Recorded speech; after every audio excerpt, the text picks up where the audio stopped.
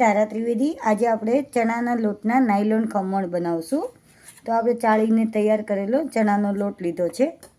1 ચમચી આપણે નાની ચમચી સ્વાદ અનુસાર નમક એડ કરશું। અડધી ચમચી આપણે દળેલી ઝીણી ખાંડ આપણે એડ કરશું। 1 ચમચી આપણે લીંબુનો રસ એડ કરશું।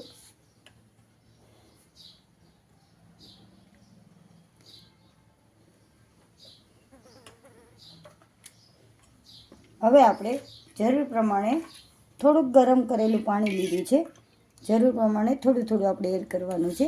બટેટા વડાનો જે આપણે બનાવીએ છીએ લોટ, એ રીતે આપણે એટલો ગાઢો લોટ બનાવવાનો છે। એકદમ પતલો પણ ન થવો જોઈએ અને એકદમ ઘાટો પણ ન રહેવો જોઈએ। ગાંઠા ન રહે એટલા માટે આપણે આ રીતે ચલાવતું રહેવાનું છે।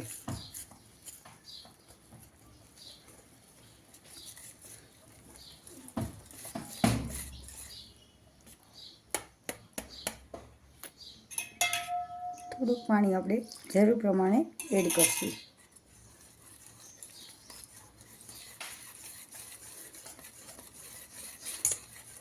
સરસ રીતે આપણે આને હલાવી નાખશું। આ રીતે આપણે બનાવવાનું છે।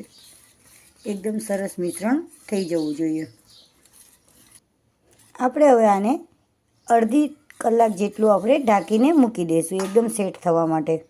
હવે બેટર એકદમ સરસ તૈયાર થઈ ગયું છે। હવે આપણે આમાં અડધી ચમચી ઈનો ફૂડ આપણે એડ કરશું। એક જ સરખું આપણે હલાવશું આ રીતે। હવે આપણે આમાં 1 ચમચી જેટલું તેલ એડ કરશું અને ખૂબ જ સરસ રીતે હલાવશું આ રીતે।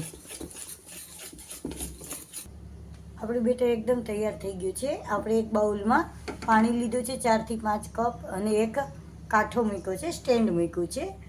આની અંદર આપણે ખમણ બનાવશું।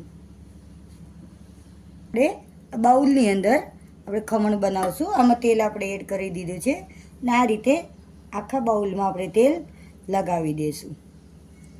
હવે આપણું આ જે બેટર છે એ આપણે આની અંદર એડ કરી દઈશું। 20 થી 22 મિનિટ આપણા ખમણ બનતા લાગશે।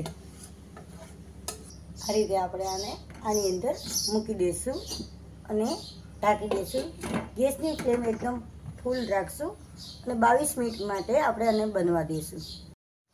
હવે આપણે જોઈ લઈશું આપણા એકદમ સરસ મજાના ખમણ તૈયાર થઈ ગયા છે। આ રીતે આપણે છરીથી જોઈ લઈશું। છરીમાં બિલકુલ ચોંટ્યો નથી એટલે આપણા ખમણ એકદમ તૈયાર થઈ ગયા છે। આને બહાર કાઢી લઈશું। થોડાક ઠરે પછી આપણે એક થાળીમાં લઈ લઈશું। આપણે આ રીતે તેલ એડ કરી દેવાનું છે, થાળીમાં લગાવી દેવાનું છે।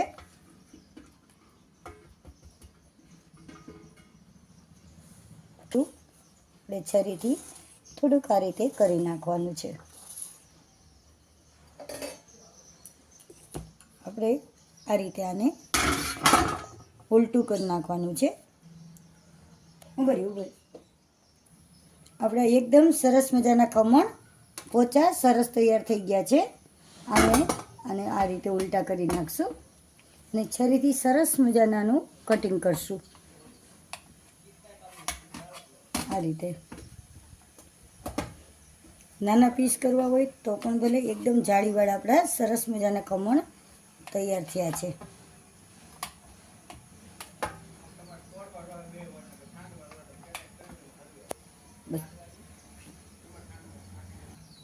આ રીતે આપણા એકદમ સ્પંચી અને જાળીદાર આપણા ખમણ સરસ મજાના તૈયાર થયા છે।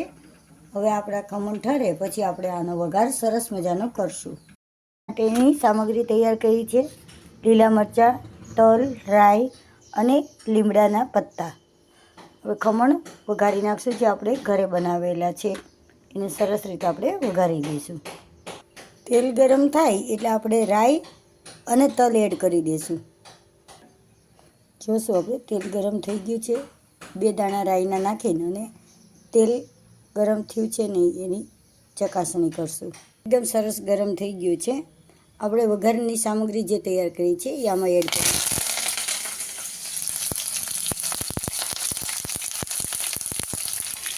એકદમ સરસ વઘાર થઈ જાય પછી આમાં આપણે હિંગ એડ કરશું. અડધી નાની ચમચી હિંગ એડ કરશું. થોડુંક આપણે પાણી એડ કરશું.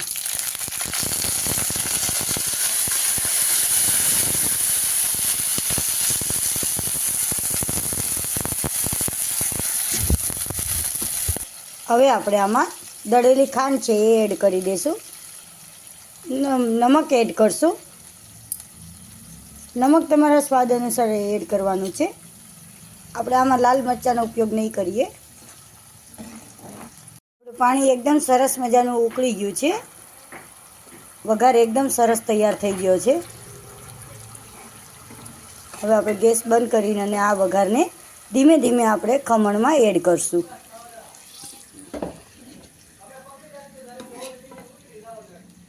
આ રીતે બધો વઘાર આપણે આમાં આ રીતે એડ કરી દઈશું. થોડુંક પાણીનું પ્રમાણ વધારે રાખવાનું જેથી આપણને ડ્રાય ખમણ ન લાગે. તૈયાર છે આપણા સરસ મજાના હોમ મીટ ખમણ. સરસ મજાના તમે પણ ઘરે બનાવશો અને અમારી ચેનલને લાઈક અને સબસ્ક્રાઈબ કરજો.